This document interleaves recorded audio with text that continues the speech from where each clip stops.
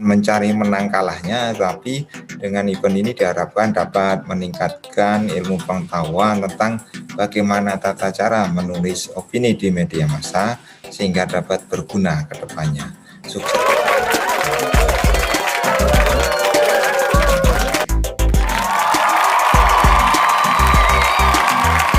Lomba opini ini merupakan salah satu rangkaian acara dari kegiatan yang sudah dilakukan minggu lalu, yaitu tentang pelatihan penulisan opini yang disampaikan oleh Pak Jayadi selaku redaktur dari Surat Harian Kedaulatan Rakyat.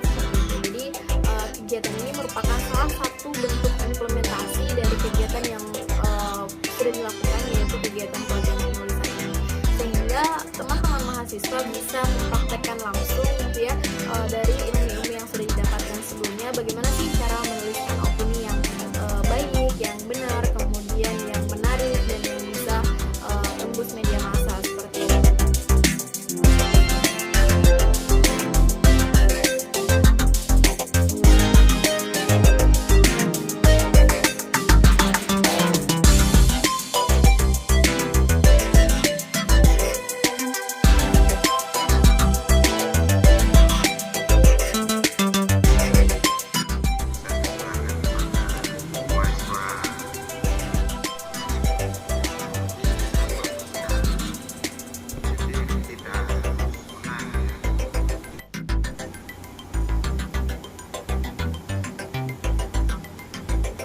Mahasiswa Ekonomi Bangunan UAD, ya semoga lancar lomba menulis opini media massanya.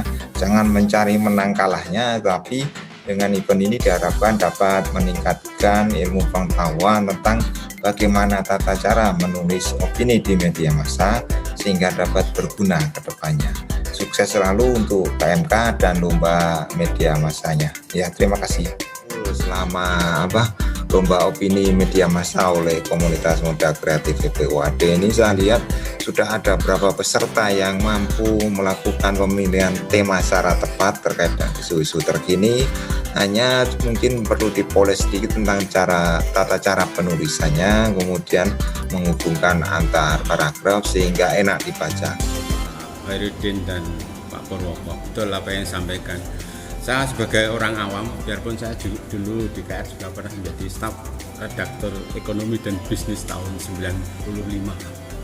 Sebenarnya jadi staf redaktur ekonomi dan bisnis. Saya masuk KR 94, 95 jadi staf redaktur ekonomi bisnis. Ya belajar tentang ekonomi. Tapi bagi saya sebagai orang awam tidak memiliki disiplin ekonomi.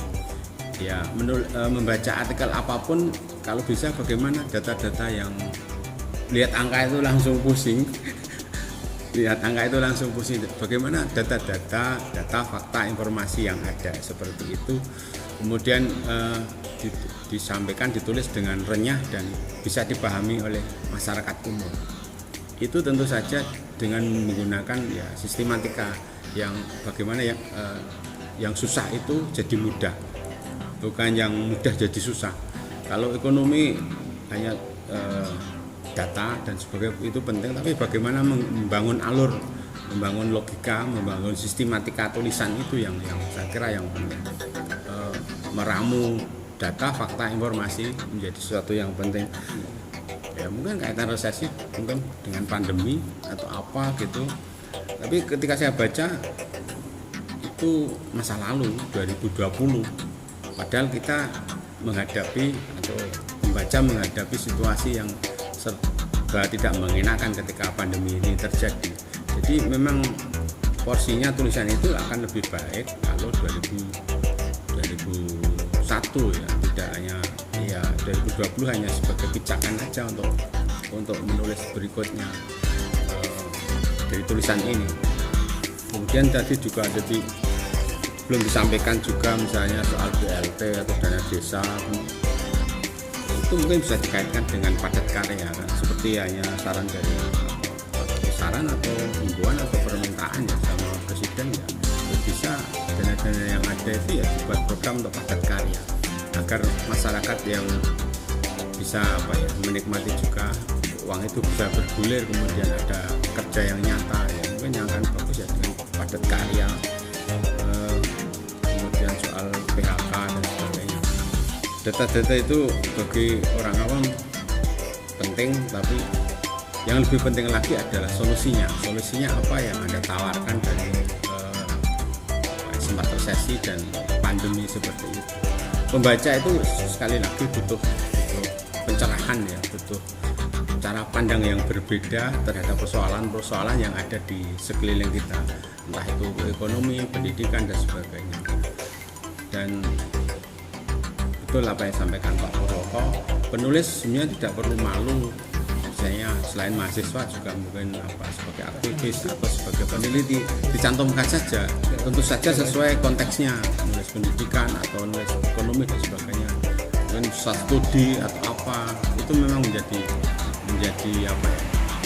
salah satu cara untuk meyakinkan redaktor agar tulisan itu juga bisa lolos, selain tulisannya itu bagus. Saya kira itu komentar saya.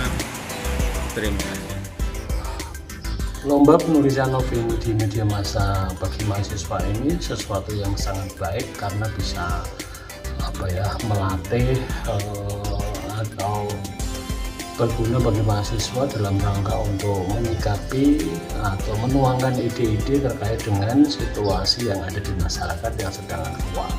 Saya kira ini sesuatu yang harus ditindaklanjuti. Dari lomba tadi memang dari seluruh artikel yang masuk memang dari sisi kelayakan memang belum masuk dalam kriteria sebuah opini, karena mahasiswa masih kebanyakan hanya mengadop data atau berita dari berita-berita online yang ada di internet ya. Itu yang harus kita coba latih supaya teman mahasiswa betul-betul memiliki opini pribadi terkait dengan situasi yang sedang aktual. Selamat buat panitia yang sudah sukses melaksanakan lomba pendidikan. Kita sebagai mahasiswa itu kan biaya hidup dari mana sih kalau kita bukan dapat dari orang tua ya. Sambil kerja kan bisa. Ya itu pilihan kita sendiri. Jadi kita kan tergantung kebutuhan kita ya. Jadi kalau ya kegiatan sekarang kan terbatas gitu ya kegiatannya, dan kampus juga memang yang bisa ke kampus juga itu memang udah ada suratnya gitu, surat resmi ada kegiatan di kampus.